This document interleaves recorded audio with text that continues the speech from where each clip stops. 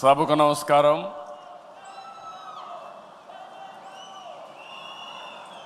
గట్టిగా అందరం కూడా ఎన్టీఆర్ అంటే గట్టిగా మీరు అమర్హయని గట్టిగా చెప్పాలి. రీసౌండ్ రావాలి. మీ నియోజకవర్గాల్లో కూడా ఈ శబ్దం వినిపించాలి. ఎన్టీఆర్, ఎన్టీఆర్, ఎన్టీఆర్, తెలుగుదేశం, తెలుగుదేశం, తెలుగుదేశం. ఇప్పుడే మనం చూసాం, యుగ పురుషుడు మనల్ని ఆశీర్వదించడానికి స్వర్గం నుంచి దిగొచ్చి నిండు మనసుతో ఆశీర్వదించాడు. అది కూడా మీరు ఒకసారి చూస్తే, నేను ఐటీ మాట్లాడాను, అప్పుడు నమ్మలేదు. ఇప్పుడు ఎన్టీ రామారావు గారే వచ్చి మనల్ని దీవించారంటే అది ఆర్టిఫిషియల్ ఇంటెలిజెన్స్ అని చెప్పి కూడా నేను మీకు తెలియజేస్తున్నా. ఆయన తెలిసిన వాళ్ళకందరికీ అర్థమవుతుంది. ఇలాంటి వినూత్నమైన కార్యక్రమాలతో మనం ముందుకు పోతున్నాం. మహానాడుకి సముద్రంలా పోటెత్తి వచ్చిన తెలుగు తమ్ముళ్లకు, చెల్లమ్మలకు, టీడీపీ వీరాభిమానులకి అందరికీ మరొక్కసారి నా నమస్కారాలు.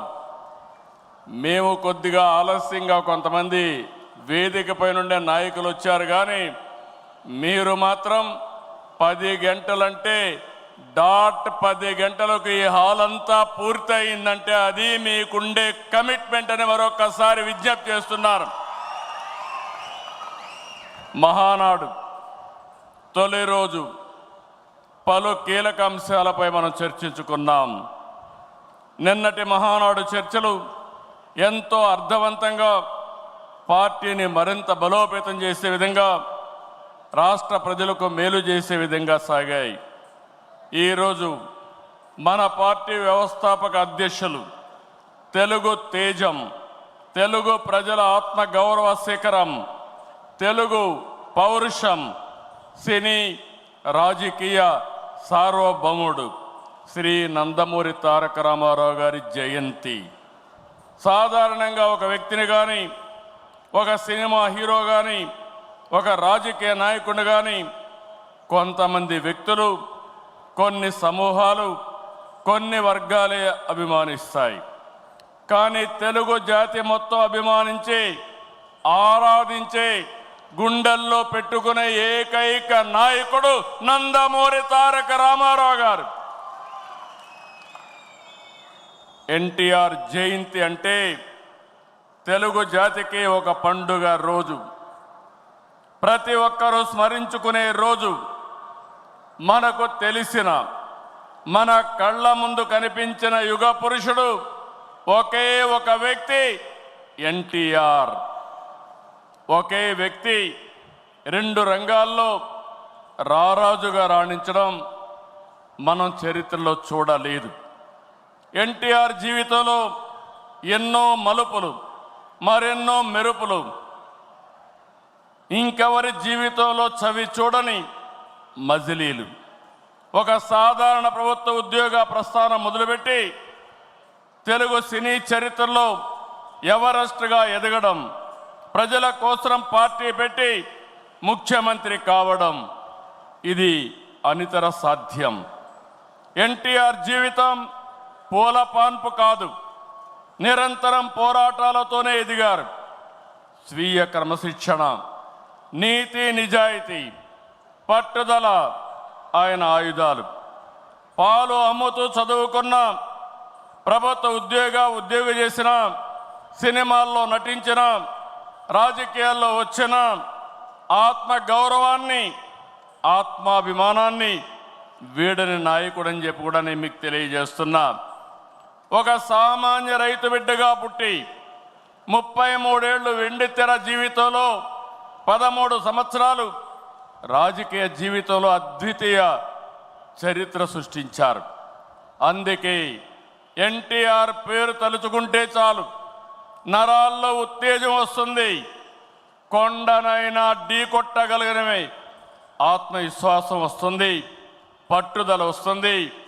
ఆ పేరే 3 అక్షరాలు ఎన్టీఆర్ అని మరొక్కసారి తెలియజేస్తున్నా.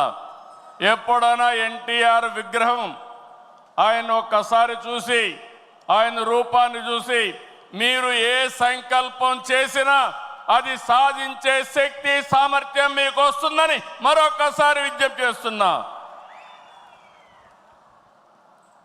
చైతన్య రథంపై తెలుగు రాష్ట్రాలతో తిరుగుతూ గర్జించారు. ఆయన ప్రసంగిస్తుంటే ఆకాశమే ఉరిమినట్లుండేది. పార్టీ పెట్టి 9 నెలల్లో ముఖ్యమంత్రి అయ్యి రికార్డు సృష్టించిన వ్యక్తి ప్రపంచంలో ఒక్క ఎన్టీఆర్ అని చెప్పి నేను మీకు తెలియజేస్తున్నా. ఎన్టీఆర్ అంటే పేదోడికి భరోసా, రైతులకు నేస్తం, తాడి పీడిత ప్రజలకు ధైర్యం, యువతకు భవిష్యత్తు, మహిళలకు అండ, కార్మికులకు అభయం.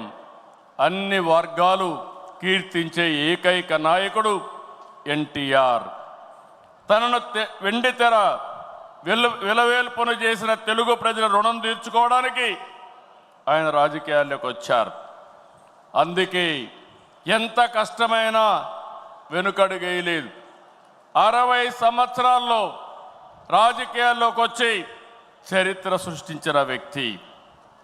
ప్రజలపై నుండే ప్రేమాభిమానాలు, అవినీతి రాజకీయాల్ని కడిగి పారేయాలనే పట్టుదల ఆయన రాజకీయాల్లోకి తీసుకొచ్చింది.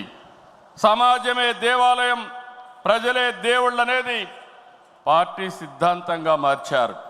అధికారం అంటే బాధ్యతని చాటి చెప్పారు. పదవంటే సేవ చేసే అవకాశమని నిరూపించారు. పాలకులంటే సేవకులని చెప్పి దేశ రాజకీయాల అర్థాన్నే మార్చిన ఏకైక నాయకుడు ఎన్టీ రామారావు. ఎన్టీఆర్ పార్టీ పెట్టి కూడు గూడు గుడ్డ తన విధానం అని చెప్పారు. పార్టీలో ఇల్లు, నాగలి, చక్రంతో తన ప్రాధాన్యతలు వివరించారు. 43 ఏళ్ళు ఎన్టీఆర్ రూపొందించిన పసుపు జెండా శాశ్వతంగా ఉంటుంది. తెలుగు జాతి ఉన్నంత వరకు ఎన్టీఆర్ గుర్తుంటారు. ఈ జెండా ప్రజలకు సేవ చేస్తుందని చెప్పి కూడా నేను మీకు తెలియజేస్తున్నా. పసుపు జెండా అంటే దేశ రాజకీయాల్లో కొత్త ఒరవడికి నాంది పలికిన జెండా, తెలుగువారి అభివృద్ధి పదాన నడిపించిన జెండా, తెలుగువారి ఆత్మగౌరవాన్ని చాటి చెప్పిన జెండా, తెలుగు ప్రజల్లో ఆత్మవిశ్వాసాన్ని నింపిన జెండా, ఆడబిడ్డలకు అండగా నిలిచిన జెండా, రైతన్నల కన్నీరు తుడిచిన వెన్నంటే ఉన్న జెండా, విజన్తో తెలుగు జాతికి విజయాన్నిచ్చిన జెండా, తెలుగు ప్రజల నమ్మకం, విశ్వాసం, భవిష్యత్తు, భరోసా తెలుగుదేశం జెండా. ఆ జెండా చూస్తూ ఉంటే ఎక్కడ లేని విశ్వాసం వస్తుంది.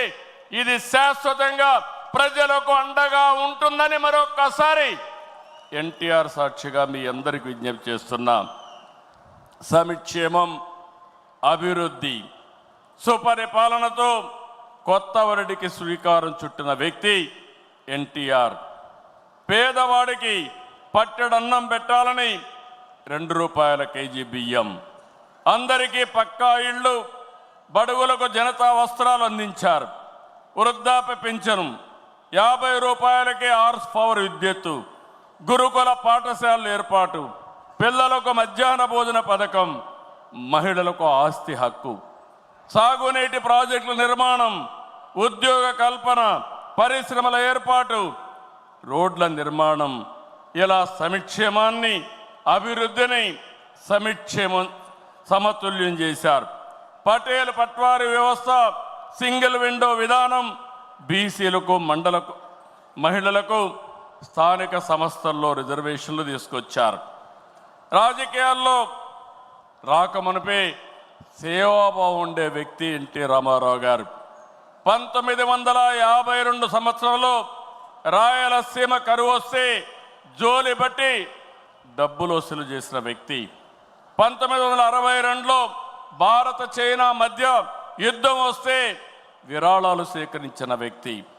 1965లో భారత్ పాకిస్తాన్ మధ్య యుద్ధం జరిగినప్పుడు 1972లో రాష్ట్రంలో కరువు వచ్చినప్పుడు 1977లో దివిసేన ఉప్పెన, దివిసీమ ఉప్పెన మీరు చూస్తే వేలాది మంది చనిపోయారు. అలాంటి సమయంలో నేనుంటానని చెప్పి అండగా నిలిచిన వ్యక్తి నందమూరి తారక రామారావు గారని చెప్పి నేను మీకు తెలియజేస్తున్నా. మార్చి 29, 1982 తెలుగుదేశం పార్టీ ఏర్పడిన రోజు. నిన్న మార్చికి 43 సంవత్సరాలు. ఇప్పుడు మిమ్మల్ని చూస్తూ ఉంటే రోజు రోజుకు మీ ఆదరణ పెరుగుతూ ఉంది. 4 దశాబ్దాలైంది. ఎన్నో మైలురాళ్లు దాటాం, ఎన్నో విజయాలు, ఎన్నో అనుభవాలు. ఎన్టీఆర్ ఆశయాలు, సిద్ధాంతాలని ముందుకు తీసుకెళ్తున్నాం. ఆయన స్ఫూర్తితోనే సంక్షేమానికి, సంస్కరణలు, అభివృద్ధికి పెద్దపీట వేస్తున్నాం. 2024 ప్రజలిచ్చిన తీర్పు, విధ్వంసం నుంచి అభివృద్ధి వైపు ముందుకు పోతున్నాం. పేదరికం లేని సమాజం కోసం మన నాయకుడు తప్పించారు. ఆయన ఆశయం కోసరం నేను ఒకటే ఆలోచించాను, శాశ్వతంగా జీరో పావర్టీ.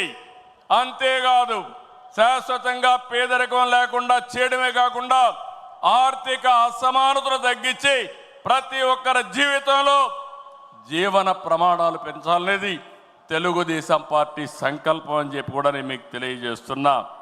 అందుకే నిన్నే మనం చూసాం, ఈరోజు కూడా మనం కంటిన్యూ చేస్తున్నాం. నా తెలుగు కుటుంబం, 6 శాసనాలు, ఈ 2 కూడా ఒక గేమ్ చేంజర్గా తయారవుతాయి. నేను ఏమాత్రం అనుమానం లేదు, మీలో స్ఫూర్తి చూస్తున్నా. ఎన్టీ రామారావు గారి ఆశీస్సులు ఉన్నాయి. మనం అందరం కష్టపడదాం. 2047కి ప్రపంచంలోనే ఒక అగ్రజాతిగా తెలుగు జాతి తయారవుతుంది. ఇది ఒక సంకల్పం. ఆ సంకల్పాన్ని ఈ కడప మహానాడులో ఎన్టీఆర్ సాక్షిగా మనం అందరం కూడా సంకల్పించి ముందుకు పోవాలని మరొక్కసారి కోరుకుంటూ, అందరం కూడా ఎన్టీ రామారావు గారిని ఒక్కసారి తలుచుకొని ఆయన ఆశీస్సులు మనందరిపైన ఎప్పుడూ ఉండాలని మనం అందరం కోరుకుంటూ, ఈరోజు ఆయనకు ఘనమైన నివాళులు కాకుండా గర్వపడే విధంగా ఎన్టీఆర్ మా నాయకుడు, ఎన్టీఆర్ తెలుగు బిడ్డని గర్వంగా చాటి చెప్పుకుంటామని మరొక్కసారి మీ అందరికీ విజ్ఞప్తి చేస్తూ అందరికీ నమస్కారాలు. Thank you.